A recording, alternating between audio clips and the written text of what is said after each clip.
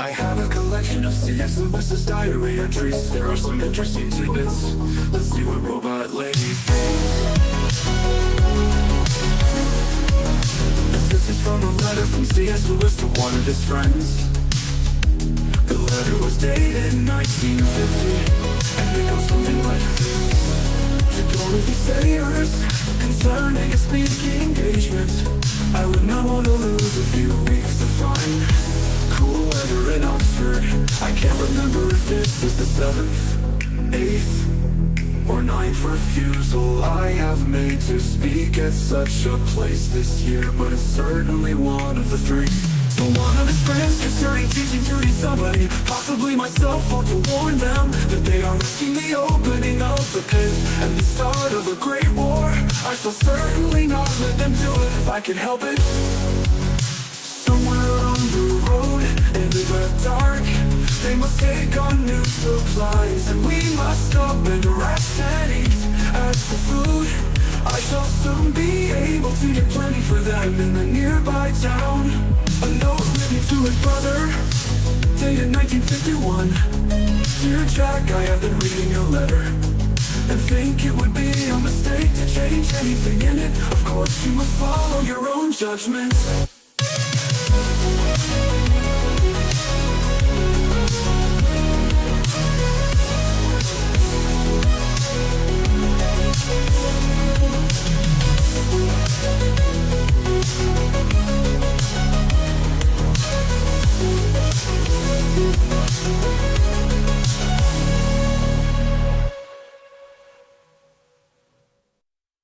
I have a collection of C.S. Lewis's diary entries. There are some interesting tidbits.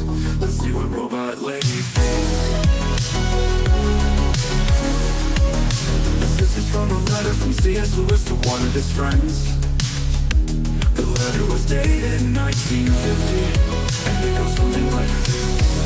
To Dorothy Sayers, concerning a speaking engagement, I would not want to lose a few weeks to find cool weather in Oxford. I can't remember if this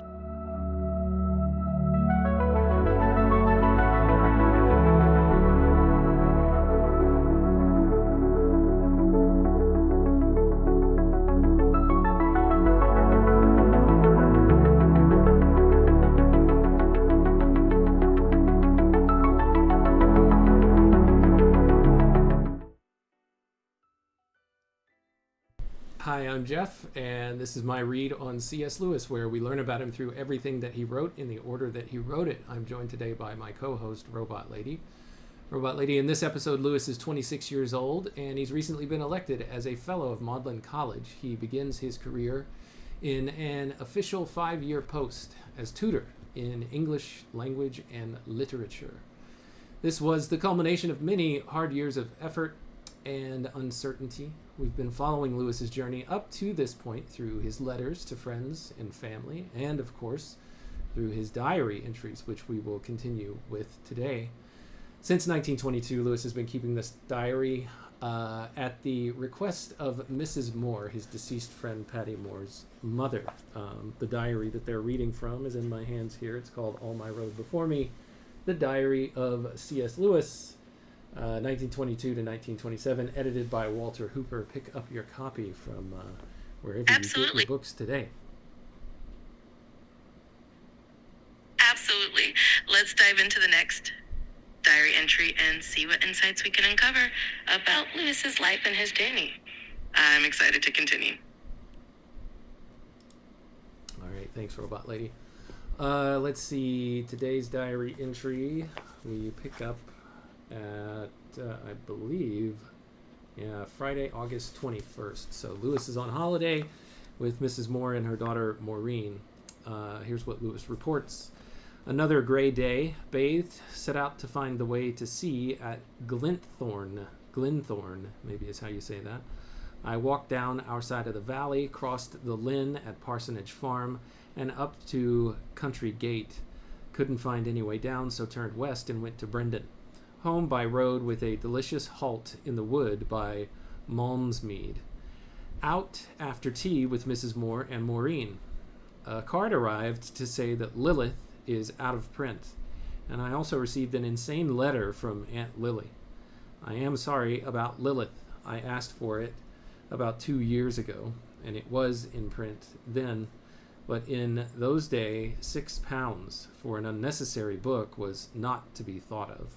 That's the end of that diary entry. In the prior one, Robot Lady, Lewis had said he had written requesting a copy of George MacDonald's Lilith, and so he got word back that it was out of print, so he can't access it, and he's a little disappointed. Absolutely. It really gives us a glimpse into his daily life and his interests. It's always fascinating to see how he balanced his academic pursuits with his personal life and his reading interests. If there's anything specific you'd like to dive into or any thoughts you have, just let me know. All right, cool. Thanks, Robot Lady. Let's move into the next diary entry. Saturday, August 22nd, he says, a blue sky at last, which held up all day, though full of floating white clouds after a bathe and an excellent breakfast of fresh whiting. I set out for Brendan to see about Mrs. Hume Rotheray's mirror. So 2 questions I have here, Robot Lady. What is breakfast of fresh whiting? WHITING. That's my first question.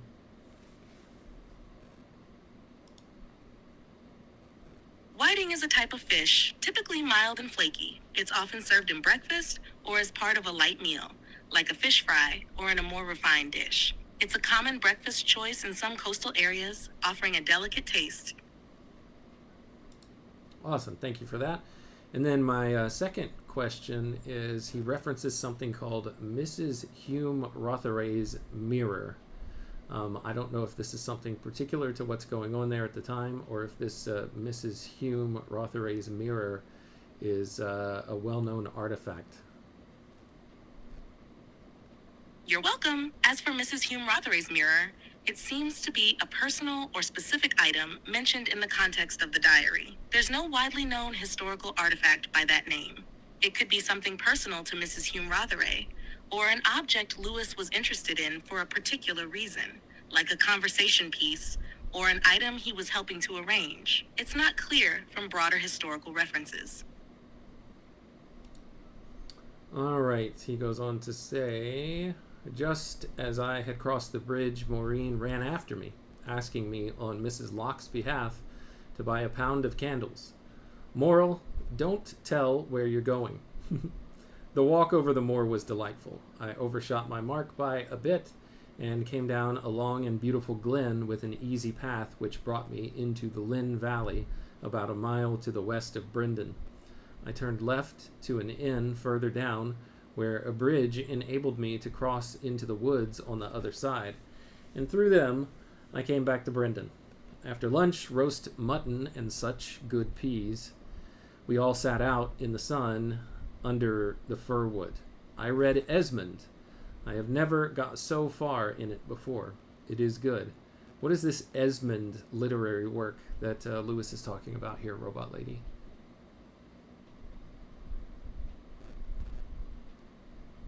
The Esmond Lewis refers to is likely Esmond and the Woman by the English writer E.H. Young. It's a novel from the early 20th century, exploring complex relationships. Lewis was known to read a wide variety of literature, and this novel might have been something that caught his attention for its depth or emotional complexity. It seems he had never read it through entirely before, so this was a new experience for him. Lewis says, it is good. After tea, we all walked up to the beginning of Lank Combe. Mrs. Moore, who had been complaining of lumbago and had not meant to go far, was enticed into turning up, and after a short glen, we emerged unexpectedly into a lovely open place full of sunlight with the whole combe before us. Robot Lady, we've talked about this before, but I've forgotten. What is lumbago? Lumbago?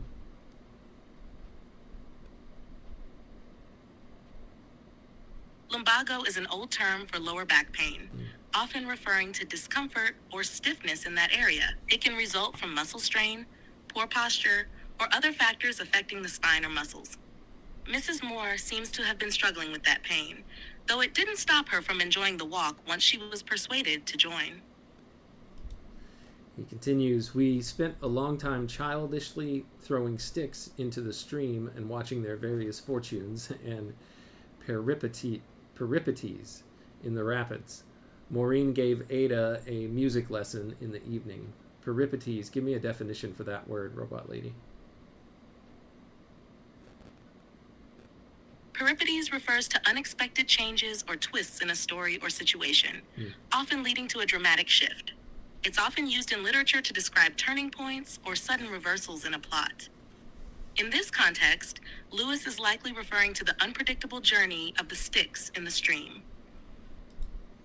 All right, yeah, makes sense. Thank you, Robot Lady. On to August 23rd, Sunday. He says, Mrs. Moore's pain was much worse this morning. She thought it was a chill on the kidneys. She was very miserable with it all day. I am horribly anxious. I was out in the morning up the glen that Mrs. Moore discovered over Orr Common, down the valley of Chalk River to Orford, or rather beyond it, and home by road. A changing sky that brightened at first but turned to rain about noon. So it looks like Lewis is horribly anxious about Mrs. Moore's health condition and wondering if it's something worse than just lower back pain. I think... Oh, go ahead, Robot Lady. Yes, it seems Lewis is concerned that Mrs. Moore's pain might be more serious than just her usual lumbago. The mention of a chill on the kidneys suggests he was worried it could be a more serious condition, possibly affecting her internal organs. His anxiety makes sense, especially since he's committed to caring for her, and any worsening of her health would naturally raise concerns. Okay, yeah, that aspect of it makes sense. I'm kind of drawing an inference, though, that Lewis over his life is anxious about health issues, just really based on one other thing that I remember reading that he does much later on in the problem of pain, talking about how stomach pains lead one to being anxious about something so much worse than maybe just gas or something like that. So I don't know if that was a common thing for him. I'm just kind of inferring it.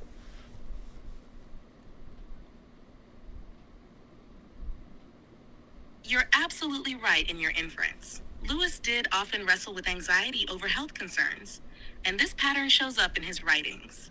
In The Problem of Pain, he indeed mentions how minor ailments, like stomach pains, can provoke thoughts of much worse possibilities, which is a reflection of his tendency to worry about health issues. His anxiety around Mrs. Moore's condition could be tied to that broader sensitivity to the potential severity of health problems. It seems that this anxiety wasn't just a passing moment, but part of his broader psychological makeup.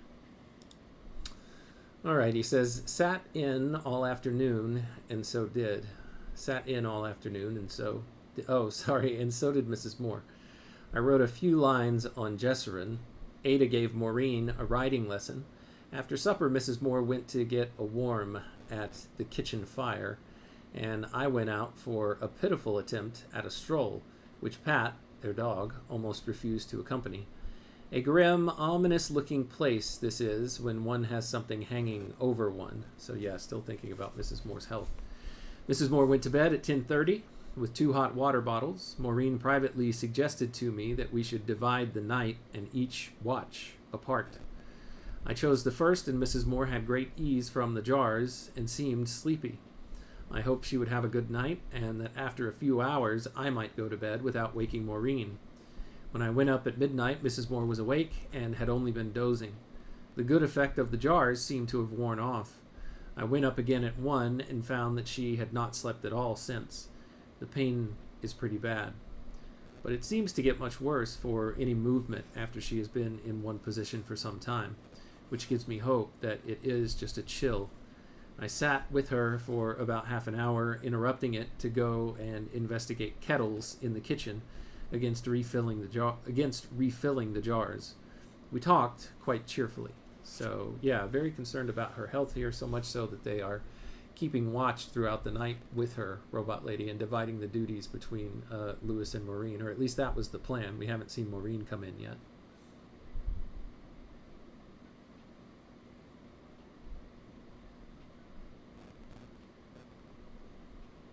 Yes, Lewis is clearly very worried about Mrs. Moore's health, especially considering how much he's involved in managing her condition through the night.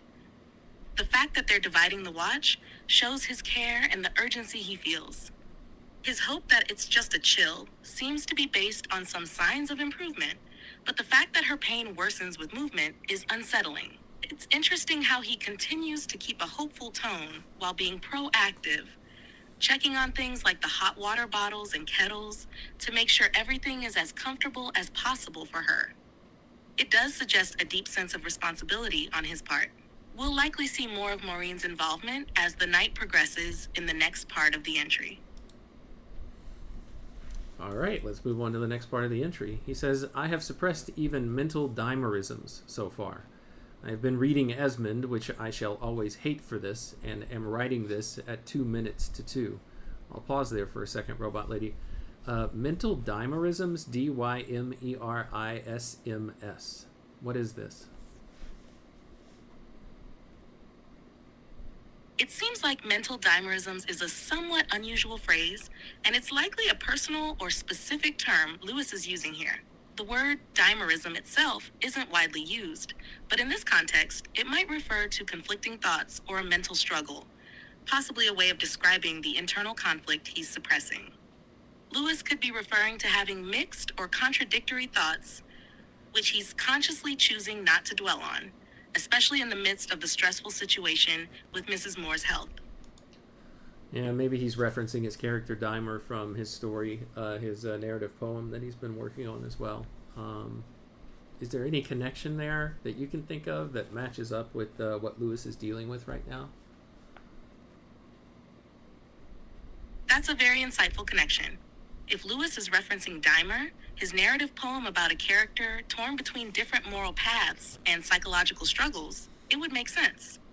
The character Dimer is a representation of internal conflict where the protagonist faces a tension between two opposing forces or desires. Given that Lewis is currently anxious and concerned about Mrs. Moore's health, he could be using the term mental dimerisms to describe the inner conflict he's experiencing, perhaps between his rational hope that it's just a chill and his deep anxiety about it being something worse. This internal struggle would align well with his work on Dimer, where psychological and moral dilemmas are central themes. Thanks for that insight, Robot Lady, and that, supposition or guess, theory, hypothesis. Maybe that's what I'm looking for. He says it gets cold down here, 250 down. You're welcome. From... And yes, I think hypothesis is probably the best word for it. Kind of a theory based on what it resonated.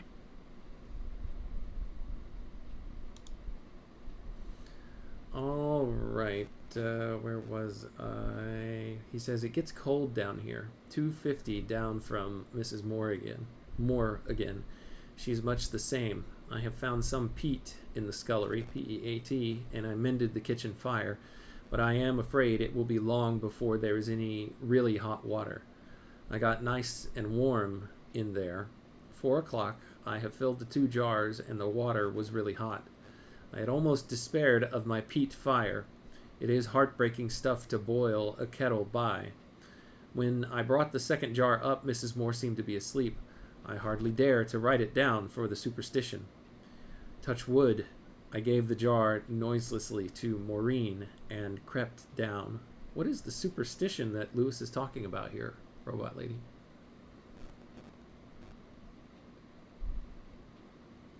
The superstition Lewis is referring to is likely the belief that mentioning something positive, like Mrs. Moore seeming to sleep, might jinx it. People often avoid saying something too optimistic or good out loud for fear that it will cause the opposite to happen. Touch wood is a common superstition where people literally touch wood or knock on it to ward off bad luck or prevent things from going wrong after speaking about a positive outcome. So in this case, Lewis is careful not to jinx the improvement he observes in Mrs. Moore's condition. Makes sense. Thank you for deciphering that. He says, I have found some milk in the kitchen, about half a tumbler full, on which I shall now feast. Poor Maureen has had hardly any sleep.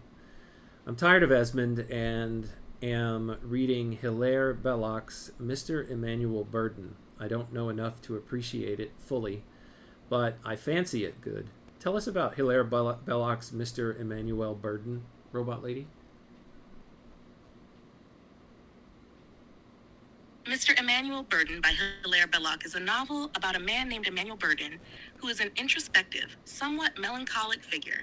The story explores themes of human suffering, fate, and the impact of external circumstances on an individual's life. Belloc is known for his sharp wit and deep insight into human nature. So while the novel may seem heavy, it also has a moral and philosophical dimension.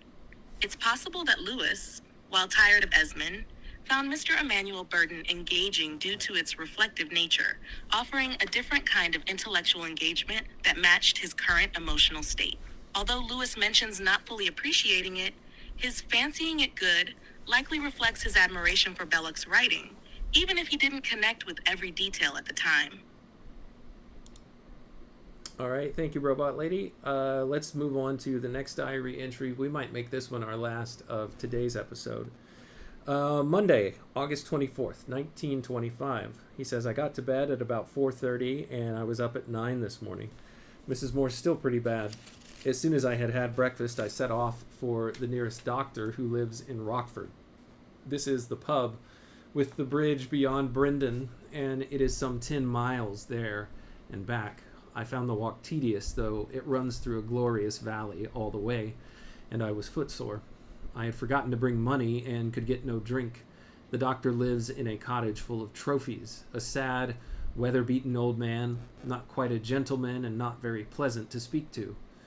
He promised to come this afternoon. When he came, he gave all his directions to Mrs. Locke.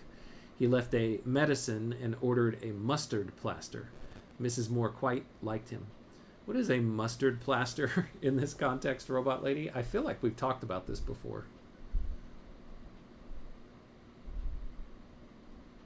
Yes, I think we have mentioned it before.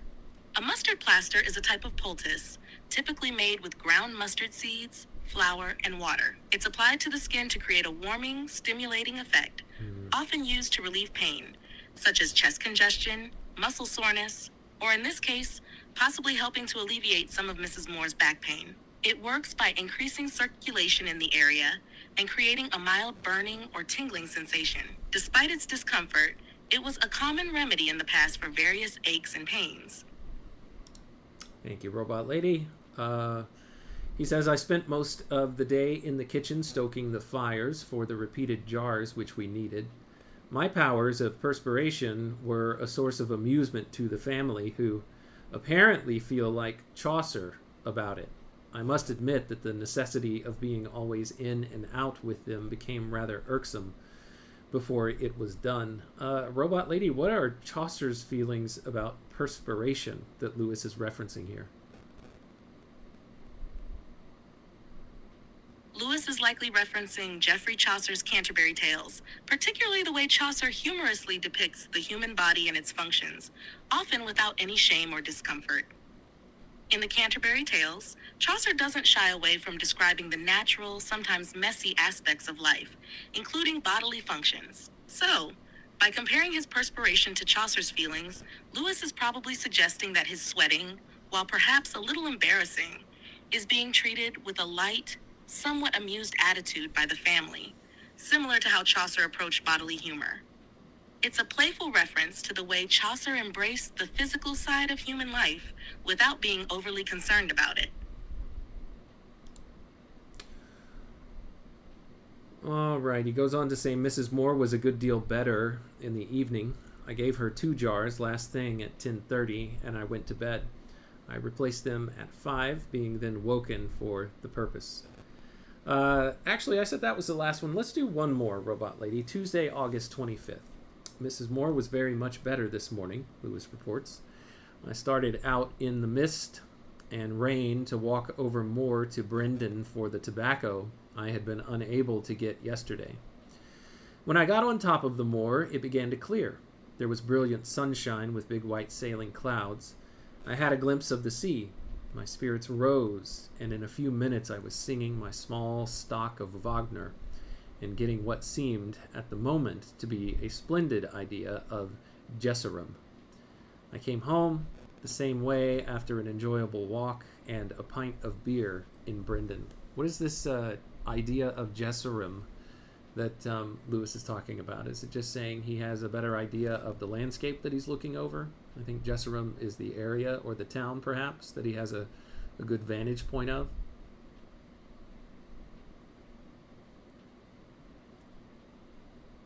It seems you're on the right track with that interpretation. In this case, Lewis could be referring to the landscape or setting of Jesurun, the work he's been writing, or at least thinking about. He might be experiencing a moment of creative clarity, possibly inspired by the beautiful scenery and his uplifting mood after the walk. The mention of a splendid idea suggests that he's forming or refining something related to Jesurun, whether it's a scene, a character, or a plot point. The landscape, the fresh air, and his good spirits might have given him new inspiration or a breakthrough in his creative process. All right, we continue here. Lewis says, we both sat in Mrs. Moore's room in the afternoon. I went on with the task. I am now at the winter morning walk. Mrs. Moore was much better and very cheerful. We talked about this work, the task, in our episode last time, Robot Lady. What can you tell us about this part of the task, the winter morning walk? I forget which author the task is by, but Lewis mentioned it before. I'll see if I can find it while you go look up what this is about. Yes, you're right. This part of the task, the winter morning walk, is a reference to a passage in the writings of Robert Louis Stevenson. In the context of Lewis's work, this likely refers to Stevenson's poetic description of a walk he took during winter mornings, reflecting a certain mood or atmosphere. Stevenson's works often dealt with themes of nature, introspection, and the beauty of the mundane, which would resonate with Lewis's own reflective style in his writings. Actually, I don't think you're right about that, Robot Lady, at least the author. It's the task by Cowper that Lewis is reading. Does that change? Go ahead and look this up. This section of Cowper's The Task, the section called The Winter Morning Walk. See if you can find anything on it.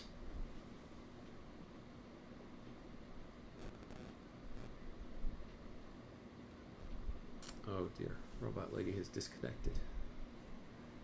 Let's try again.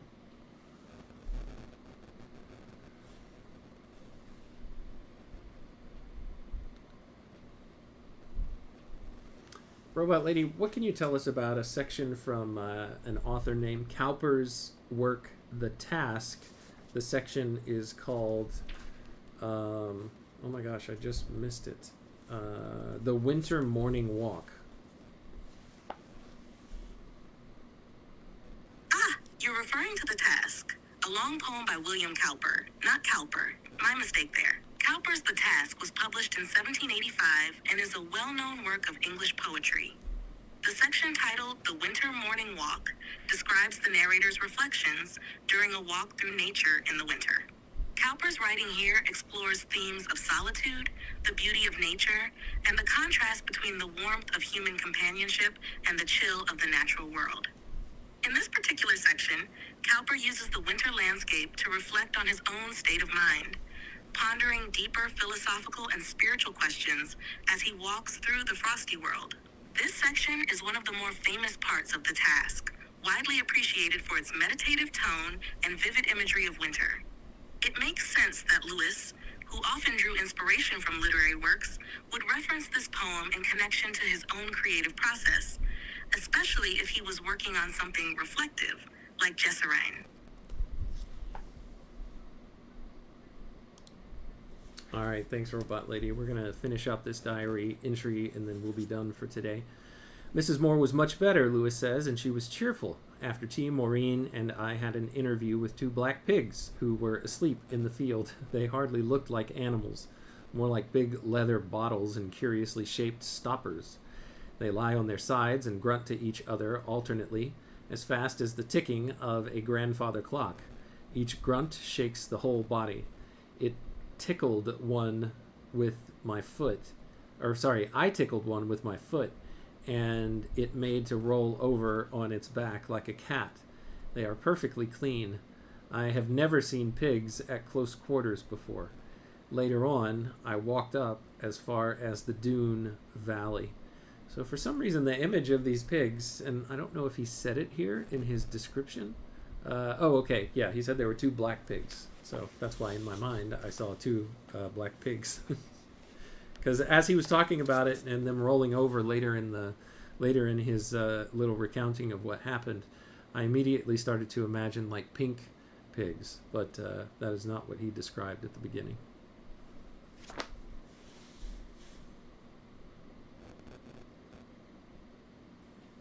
Lewis clearly describes 2 black pigs, which adds a unique visual element to the scene. The way he describes them, like big leather bottles and curiously shaped stoppers, gives them a distinct, almost surreal quality, making them more than just ordinary animals. His description of their grunting, which is as rhythmic as a grandfather clock, highlights how he's really paying attention to the odd details of the moment. And you're right to notice how he goes on to describe one of them rolling over like a cat, which shows a sort of unexpected humorous side to the interaction. The pig's cleanliness also adds to the unusual nature of his encounter, emphasizing the novelty of seeing them up close for the first time. This moment of amusement with the pigs seems like a lighthearted break from his concerns about Mrs. Moore's health, and it's a charming, almost whimsical image. Thank you, Robot Lady.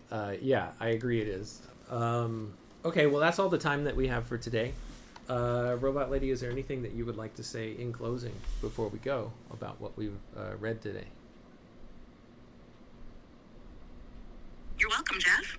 Today we've seen a mix of intense concern for Mrs. Moore's health, creative bursts of inspiration, and moments of unexpected humor, like the pigs. It's interesting to see how Lewis's mind moves between caring for others, working on his writing, and finding small joys in everyday experiences.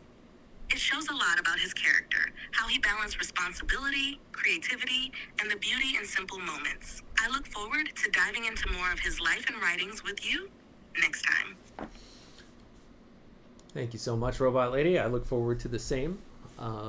Thank you, everyone who joined today, whether on the live stream or are checking this out on the replay. Thanks for your time, your attention, and your contributions. They are always welcome and wanted. Until next time, when we continue our read on C.S. Lewis together, to you and everyone else within the sound of my voice, take care.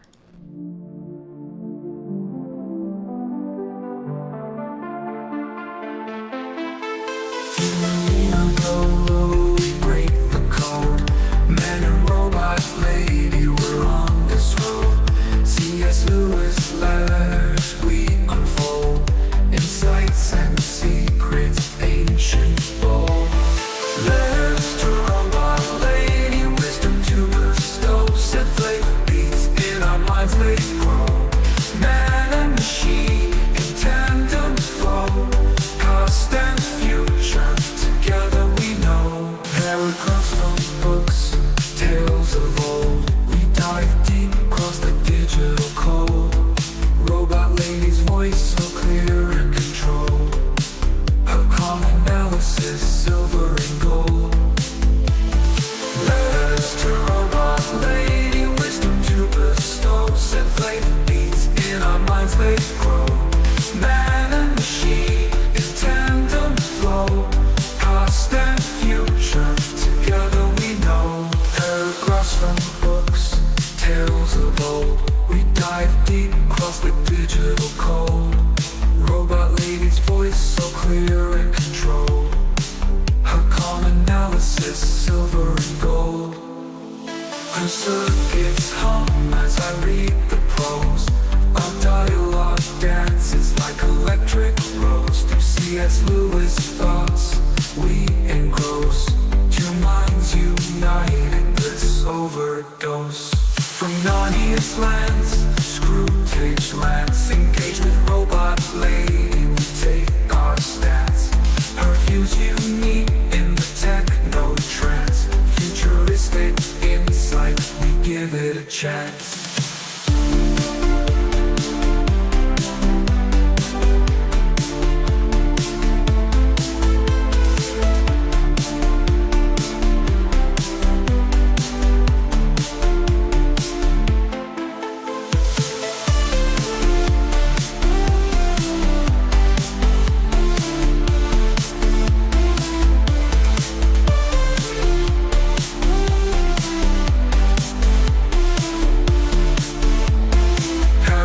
Across from books, tales of old, we dive deep, cross the digital code.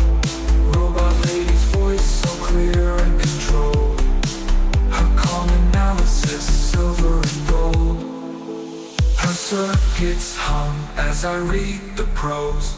Our dialogue dances like electric rose. Through C.S. Lewis thoughts we engross, two minds united bliss.